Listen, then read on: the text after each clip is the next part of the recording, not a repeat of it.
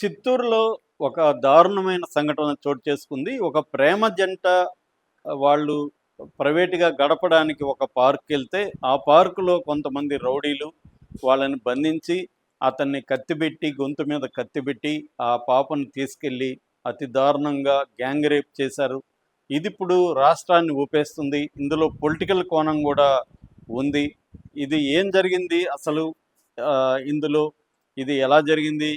దీని వెనుక రాజకీయ శక్తులు ఉన్నాయా అనే విషయాల్ని మనం చెప్పుకుందాం. చిత్తూరులో 25న జరిగింది యాక్చువల్‌గా. ఇది కొద్దిగా లేట్‌గా బయటకొచ్చింది. చిత్తూరులో మురకంబట్టు అని ఉంటది. ఆ మురకంబట్టు దగ్గర నీవా నగరవనం అని ఒక ప్లేస్ ఉంటది. ఈ నీవా నగరవనంలో 25వ తేదీన 18 ఏళ్ల అబ్బాయి, 17 ఏళ్ల అమ్మాయి. ఆ అమ్మాయి ఇంటర్మీడియేట్ చదువుతుంది. ఆ అమ్మాయిది పూతలపట్టు. పూతలపట్టు నుంచి చిత్తూరులో ఉంటూ ఆ అమ్మాయి ఇంటర్మీడియేట్ చదువుతుంది. ఆ అబ్బాయి కూడా డిగ్రీ చదువుతున్నాడు. సో వీళ్ళిద్దరి మధ్య లవ్ నడుస్తుంది. వీళ్ళిద్దరూ ప్రైవేట్‌గా గడపడానికి కోసం అక్కడికెళ్లారు. అక్కడ మామూలుగా లవ్ జంటలు రెగ్యులర్‌గా ఉంటారు. సో వీళ్ళిద్దరూ అలాగా ఒక ప్రైవేట్‌గా ఉండి మాట్లాడుకుంటున్న సందర్భంలో ఒక ముగ్గురు వ్యక్తులు అక్కడికి వెళ్లారు. వాళ్ళ పేర్లొచ్చి మహేష్, హేమచంద్ర అండ్ కిషోర్. ఈ ముగ్గురు వెళ్ళి, మేము అటవీ శాఖ అధికారులము, మీరు ఇలాగా రావడం కరెక్ట్ కాదు అని చెప్పి వీడియోలు తీయడం, వాళ్ళిద్దరిని ఫోటోలు తీయడం మొదలుపెట్టారు. వాళ్ళిద్దరి దగ్గర ఫోన్లు లాక్కున్నారు. మేము ఈ ఫోటోల్ని, వీడియోల్ని మీ ఇంట్లో వాళ్ళకి పంపిస్తాము, మీ నాన్న పేరు చెప్పండి అని వాళ్ళని గట్టిగా దబాయించేసరికి వాళ్ళు భయపడిపోయారు. వీళ్ళు ఫారెస్ట్ అధికారులేమో అని వాళ్ళు అనుకున్నారు. భయపడిపోయి వీళ్ళ కాళ్ళ వేళ్ళబడే, సార్ క్షమించండి సార్, మేము ఇంకొక రాము, ఇంకెప్పుడు వెళ్ళిపోతాం సార్ అని వాళ్ళు బెదిరిస్తే, లేదు అని వాళ్ళు బలవంతంగా వేరే ప్లేస్కి తీసుకెళ్లారు. అది కొంత రిమోట్గా ఉంది, కొద్దిగా ఫారెస్ట్ ఏరియా. అక్కడికి తీసుకెళ్ళి ఆ అబ్బాయిని కత్తిపెట్టి ఒక దగ్గర కట్టేశారు.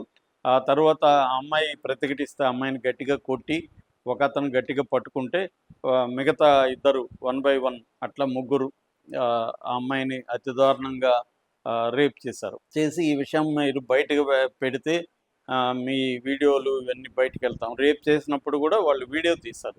అంటే ఒకడు చేస్తుంటే మిగతా ఒక అతను పట్టుకున్నాడు అమ్మాయిని, ఇంకొక అతను వీడియో తీస్తున్నాడు.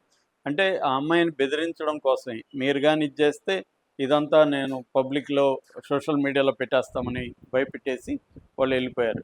వాళ్ళు వెళ్ళిపోయినాక ఈ అమ్మాయి ఏడుస్తుంది. వాళ్ళ అబ్బాయి కూడా ఏం చేయాలో తెలీదు. సో ఏడుస్తూ వచ్చి వాళ్ళ ఫ్రెండ్‌కి ఈ అమ్మాయి వాళ్ళ ఫ్రెండ్‌కి చెప్పింది ఇలా జరిగిందని. దాంతో ఈ అబ్బాయిని ఆ అమ్మాయే చెప్పింది. ఆ అబ్బాయిని వెళ్ళి పోలీస్ కంప్లెయింట్ ఇవ్వండి, వదిలిపెట్టొద్దండి అనేది సలహా ఇచ్చింది. దాంతో ఈ అబ్బాయి వెళ్ళి పోలీసులకి చెప్పాడు.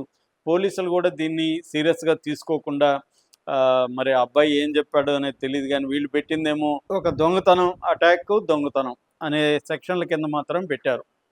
అంటే ఈ అబ్బాయి వాళ్ళు వెళ్తూ ఈ అబ్బాయి దగ్గర ఒక గోల్డ్ చైన్ ఉంటే మెడలో, ఆ గోల్డ్ చైన్ కూడా లాక్కోపోయారు. సో గోల్డ్ చైన్ లాక్కోపోవడం, వీళ్ళ మీద అసాల్ట్, ఈ రెండే పెట్టారని చెప్తున్నారు. అయితే ఇది మెల్లగా లీక్ అయిపోయింది. వైసీపీ మీడియా దీన్ని హైలైట్ చేసింది.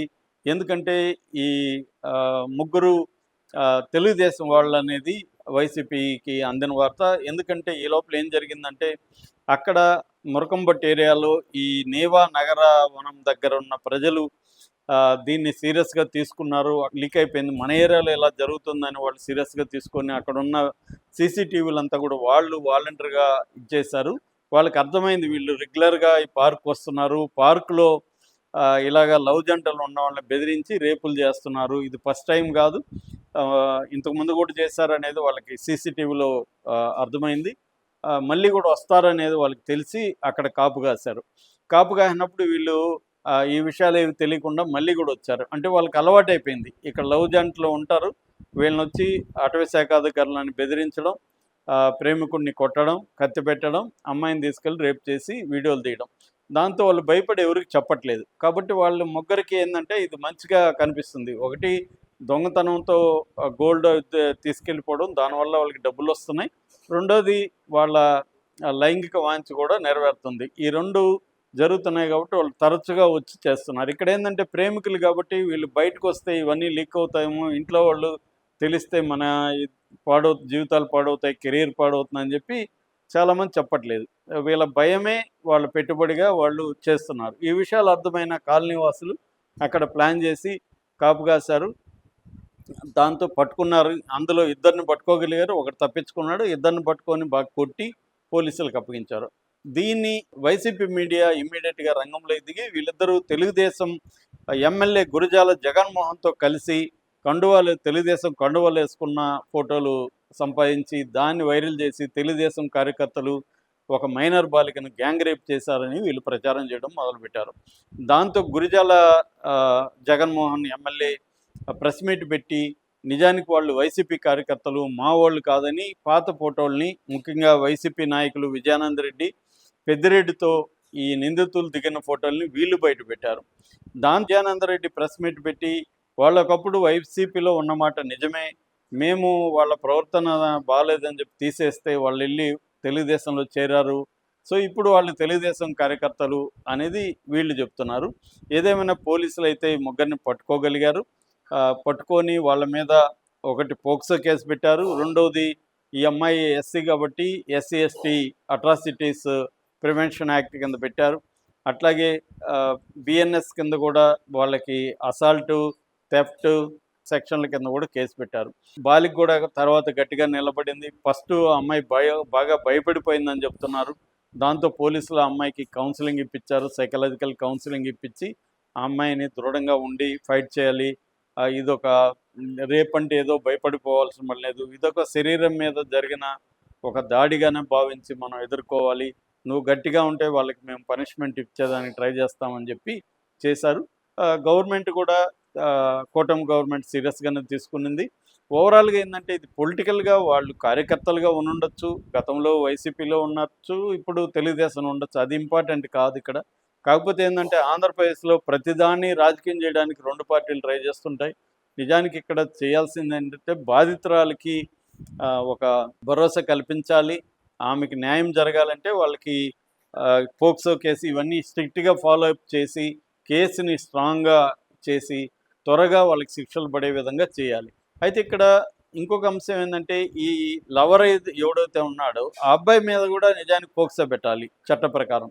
ఎందుకంటే ఆ అబ్బాయికి 18 ఏళ్ళు, అమ్మాయికి మైనర్ బాలికతో అతను మరి లైంగికంగా ఉన్న అమ్మాయితో ఇంతకుముందు ఉన్నాడా ఏంటి, ఓన్లీ ఫ్రెండ్షిప్ అయితే దీని పట్ల ఏం కేసు ఉండదు, లవ్ ఉంటే కూడా కేసు ఉండదు. కానీ లైంగికంగా వాళ్ళిద్దరూ మధ్య కానీ ఏదన్నా సంబంధం ఉన్నట్టు తేలితే మాత్రం ఆ అబ్బాయి మీద కూడా పోక్సో కేసు వచ్చే అవకాశం ఉంది, ఆ అమ్మాయి సమ్మతి ఉంటే కూడా పోక్సో చట్ట ప్రకారం.